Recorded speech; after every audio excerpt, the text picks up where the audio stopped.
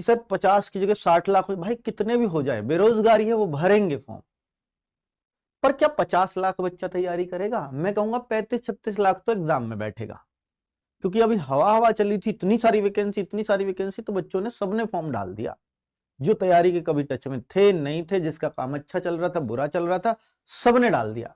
लेकिन जिस दिन एग्जाम देने जाएंगे 35 तो उस दिन रह जाएंगे। अब बात रही कि तैयारी कितने लोगों की होगी। तो बच्चों एक और बात बता दूं कि 60,000 वैकेंसी हैं, तो पास भी 1.5 लाख किए जाएंगे फिजिकल में जो भेजे जाएंगे। वो बात अलग है कि 1.5 लाख में से 1 लाख फिजिकल मार जाओ या 80,000 फिजिकल मार पाओ, फिर बाद में उन बाकी बचे हुए बच्चों को भी निकाला जाता है और थोड़ी सी कट ऑफ बढ़ा करके। पर बच्चे शुरुआत में अगर मैं कंपटीशन बोलूं कि ये जो 50 लाख बच्चा है, इसमें से कितने बच्चे रियल कंपीट करेंगे, तो रियल होगा 3 लाख बच्चा, सिर्फ 3 लाख। और 3 लाख में से 1.5 लाख फिजिकल के लिए चुना भी जाना है, आधा।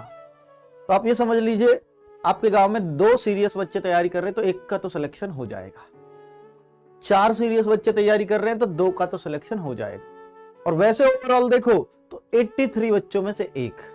ऐसा हुआ है कि किसी गांव में 83 बच्चे हो या 82 बच्चे हों और फॉर्म भर रखा हो और 1 का भी सिलेक्शन ना हो? नहीं होता ना, क्योंकि कुछ तो उनमें तैयारी करने वाले होते ही हैं। तो मैं सीरियस तैयारी करने वाले में फिर बोल रहा हूं, अगर 4 हैं सीरियस तैयारी करने वाले, 2 का तो सिलेक्शन हो जाए। ये सीरियस क्या होता है सर? सीरियस वो है जिन्होंने अभी तैयारी शुरू नहीं की है, बहुत पहले से पढ़ रहे हैं और अभी उनके लिए शादी ब्याह इंपॉर्टेंट नहीं है किसी के भी, वो अपनी पढ़ाई को नहीं छोड़ते एक क्षण के लिए भी।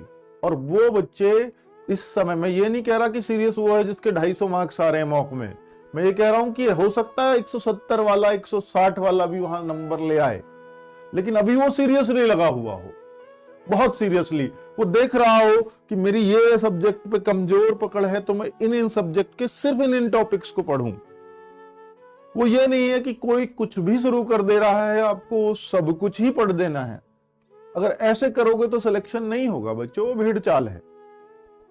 आप अपने आप को पहचानो, आप किस सब्जेक्ट में किस स्थिति में खड़े हो, और देखो कि इस सब्जेक्ट में मुझे कितनी नीड है और किन चैप्टर्स में नीड है, मुझे उन पे पकड़ बनानी है। फिर आप देखो आपका मॉक का स्कोर गोते मारेगा बच्चों। आज अगर आपका मॉक का स्कोर बहुत ज्यादा बढ़ गया हो, 10, 15, 20 इंक्रीज कर गया हो, वैसे मैं एक बात बोलता हूं बच्चों कि अगर आप 150 के आसपास हो तो आप हर मॉक में ट्राई करो कि 10-12 बढ़ाओ। अगर आप 120 के आसपास हो और सिलेक्शन की उम्मीद कर रहे हो तो कोशिश करो हर मॉक में 20 बढ़ाने ही बढ़ाने हैं। और अगर आप 200 के पार हो तो फिर हर मॉक में कोशिश करो कि 2-1 नंबर बढ़े ही बढ़े। और अगर आप 220 से भी पार हो तो फिर एक कोशिश करना बस कि मार्क्स किसी भी टेस्ट में घटने नहीं है, चाहे स्टेबल रह जाएं, चाहे एक भी ना बढ़े, पर घटने नहीं दूंगा। अगर घटते हैं तो फिर चिंता का विषय है।